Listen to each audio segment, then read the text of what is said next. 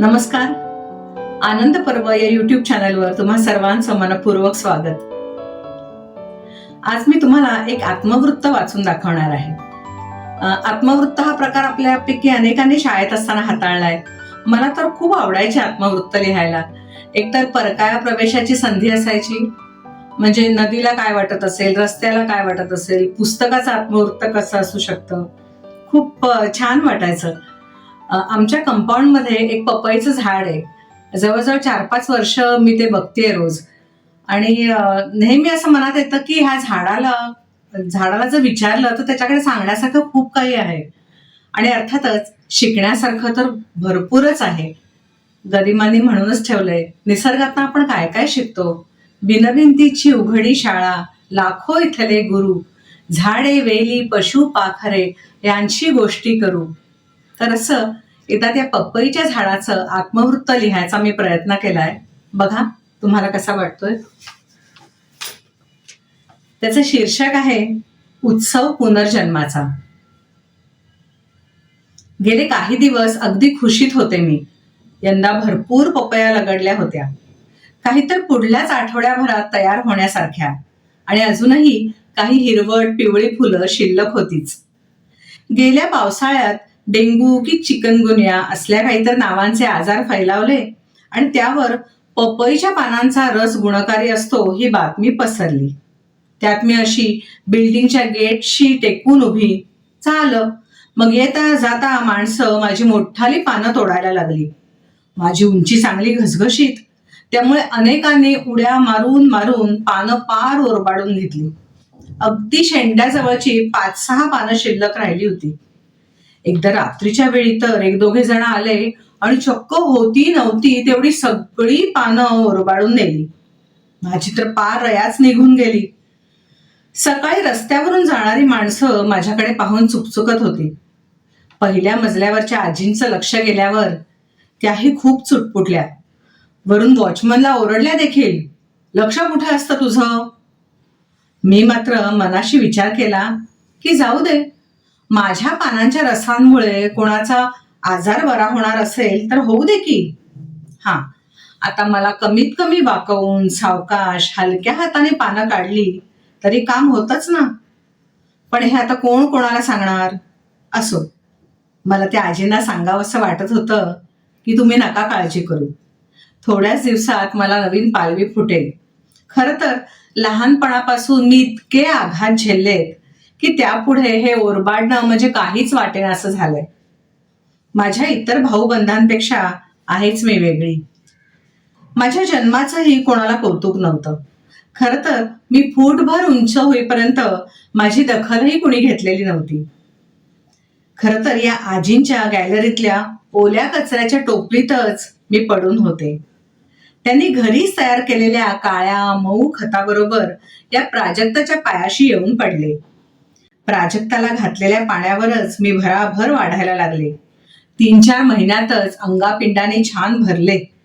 एकापाठोपाठ एक सर्व बाजूंनी उगवणाऱ्या हिरव्यागार पानांगणिक माझी उंची भराभर वाढत गेली.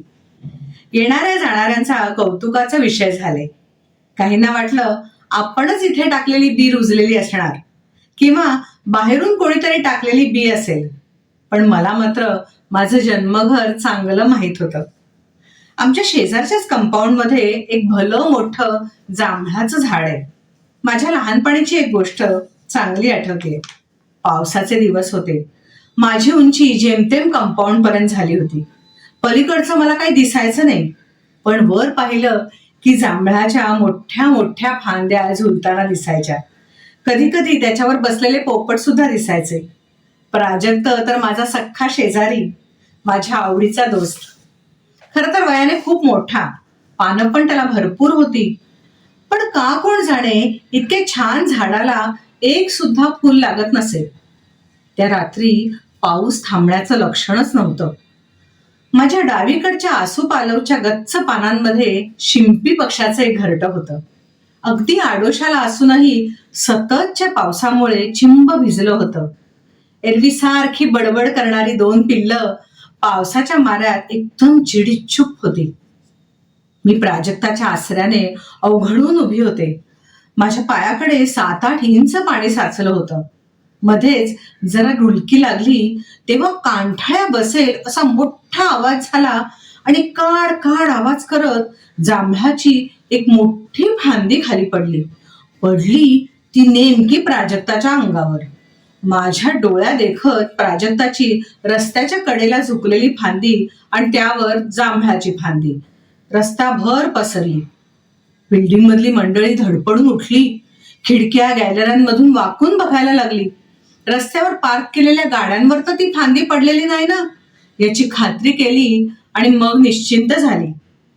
दुसऱ्या दिवशी सकाळी जांभळीच्या फांदी बरोबर ती प्राजक्ताची जून फांदी पण उचलली गेली. त्यानंतर मात्र जादू व्हावी तसं झालं. प्राजक्ताच्या खोडातून जिथे ती फांदी तुटली होती ना, त्याच जागी नवीन कोंब फुटायला लागले आणि हा म्हणता 2 नवीन फांद्या भराभर वाढायला लागल्या. आणि त्याच्या पुढच्या वर्षी तर त्या नव्या फांद्यांना चक्क फुलं लागायला लागली आणि तीही भरपूर. पहाटे वाऱ्याबरोबर त्याची नाजूक पांढरी फुलं टप टप पडायची. कधीतरी एखादं फूल चुकून माझ्या दिशेला आलं की माझ्या पानांच्या नक्षीमध्ये ते अडकून राहायचं. मला इतकं छान वाटायचं म्हणून सांगू. मग दिवसभर मी ती सुंदर भेट मिरवत राहायचे. कधीतरी शाळेत जाणाऱ्या मुली वाटेत थांबून थोडी फुलं वेचून नेत असायच्या. गोकुळाष्टमीच्या दिवशी बिल्डिंग मधल्या आजी कृष्णाला हार करण्यासाठी मोठ्या कौतुकाने स्वतः खाली येऊन फुलं घेऊन गेल्या. प्राजक्ताचा हा माझ्या डोळ्यात देखत झालेला पुनर्जन्म मी मनात अगदी खोलवर जपून ठेवला होता. दिवस अगदी मजेत चालले होते. मीही पेराने आनंदाने वाढत होते. 2 वर्षांनंतरच्या पावसाळ्यात पुन्हा तेच आसमानी संकट आलं. त्या रात्रीची पुन्हा आठवण व्हावी असा जोरदार पाऊस एकदा पहाटेच्या वेळी सुरू झाला. बघेपर्यंत आवारात पाणी साठायला लागलं. पावसाबरोबर सोसाट्याचा वाराही सुटला. आसोपालवाचं झाड बिचारं कमरेत पार वाकून गेलं होतं. समोरच्या बिल्डिंग मधली 2 नारळाची झाडही जोर जोरात हेलकावे खात होती. मी मुळांनी जमीन घट्ट धरण्याचा प्रयत्न करत होते, पण तिथेही साचलेल्या पाण्यामुळे आणि खोडाच्या जोरकस हलण्यामुळे माझी पकड सैल पडायला लागली. वारा विरुद्ध दिशेने येत असल्यामुळे कंपाऊंडच्या भिंतीचा आसराही मला मिळेना. शेवटी त्या वाऱ्या पावसाच्या माऱ्यापुढे माझा टिकाव लागणं अगदी अशक्य होऊन गेलं. सगळा धीर एकवटून गोळा केलेली माझी ताकदही अखेर कमी पडली आणि एका जोराच्या झोतासरशी मी भुईसपाट झाले. रसरशीत खोडातल्या जीवनरसाने मला कसं बसं जागं ठेवलं होतं. त्या दिवशी दुपारपर्यंत पावसाचं थैमान चालू होतं आणि मी अशी येण्या जाण्याच्या वाटेतच पडल्याने रोजची सफाई करायला येणाऱ्या मामांनी मला उचलून कंपाऊंडच्या टोकाशी काटकोनी कडेला टेकवून उभं केलं. थकव्याने मी अगदी मरगळून गेले होते, तरीही सावध होते. आजूबाजूचं बोलणं मला स्पष्ट ऐकायला येत होतं. वॉचमन माळी मामांना सांगत होता, इथे कशाला ठेवली ही अडगळ, टाका बाहेर, उद्या म्युन्सिपाल्टीची गाडी येऊन घेऊन जाईल.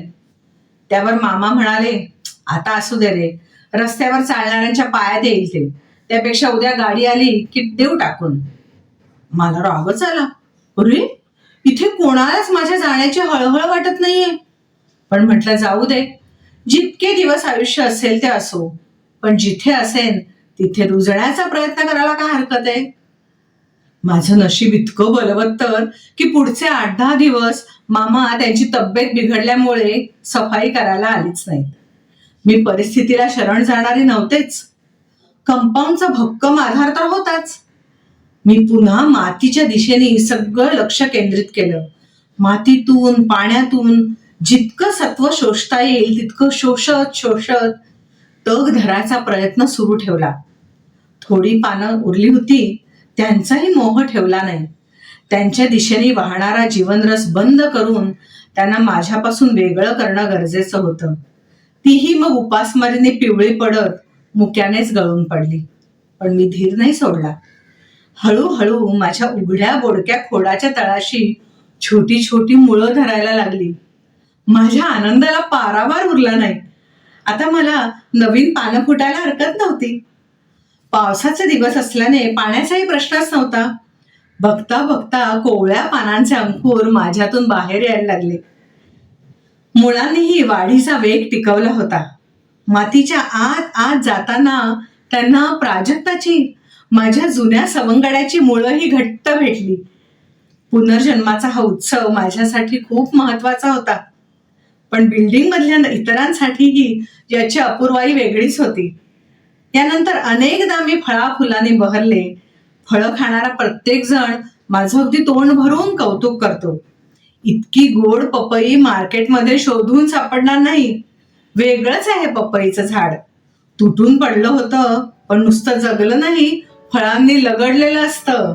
अजबच आहे. हे सगळं ऐकण्याचा आनंद शब्दात सांगणं खरंच अवघड आहे. आताही माझी पानं ओरबाडली जात आहेत, पण मला त्याची खंत नाही. अशा लहान सहान दुःखांना कुरवाळत बसायला, स्वतःपुरतं जगायला, कुणी आघात केल्यावर आयुष्याकडे पाठ फिरवायला मी माणूस थोडीच आहे.